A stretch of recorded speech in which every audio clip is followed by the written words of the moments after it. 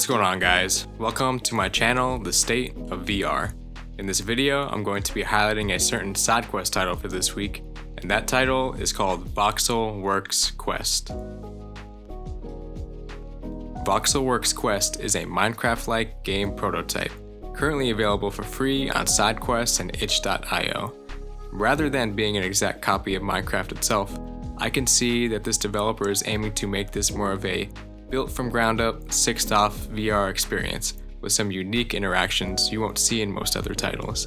He is obviously using Minecraft as his template to start from, slowly adding features and perfecting ways to perform the same interactions done in the flat screen version of this game, and turning things such as the menu system used for your inventory into a convenient VR version of that same menu.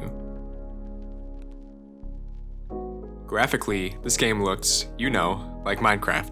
That blocky art style we've known for years looks exactly how you think it would in a VR version, exactly the same. The developer describes the game as a prototype for jog-in-place locomotion on Oculus Quest using the Got It game engine to explore an infinite procedurally generated voxel world. And that is exactly what this is when he is talking about the procedurally generated world. It is one general environment recreated as you move to different areas in the game. It's not as vast and variable as the PC Minecraft version, but it's a good start. Remember, this is a prototype. Where this game shines is in its immersion and VR interactions. This game features two movement control options. The first one is called Standard Mode. In this mode, locomotion and interactions are handled primarily by using the controllers. The other is called Sportive Mode, where the game takes advantage of the hand tracking features enabled last month in December by Oculus in a software update to everybody's Quest. Using your controllers to move around the world just works, exactly how any other controller-based movement works when using your thumbstick for locomotion. To break blocks using your controllers, you need to hold down a button on your controller as you make the smash or hammering motion into any block in your environment. So, the same motion done in the flat version where all you do is click using your mouse. Now, let's talk about the sportive mode.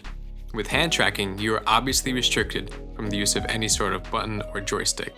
So the developer had to get creative. He enabled a way so that if the player does a sort of jogging in place motion, the game will register that as forward movement in-game.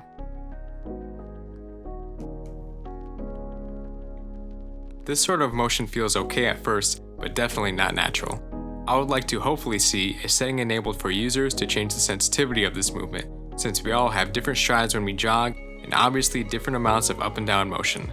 The up and down motion of the headset is most likely key to how this feature actually works, while not requiring any sort of extra hardware for body movement tracking.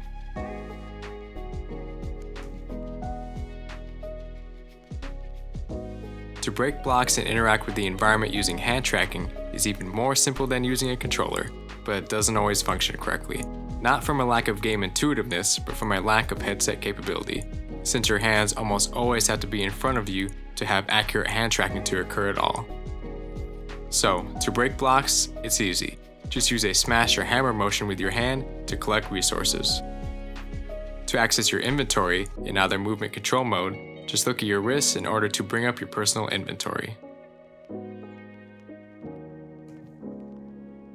With both movement control options, I did not get in the least bit motion sick, but I can see somebody totally brand new to VR experiencing a little at first.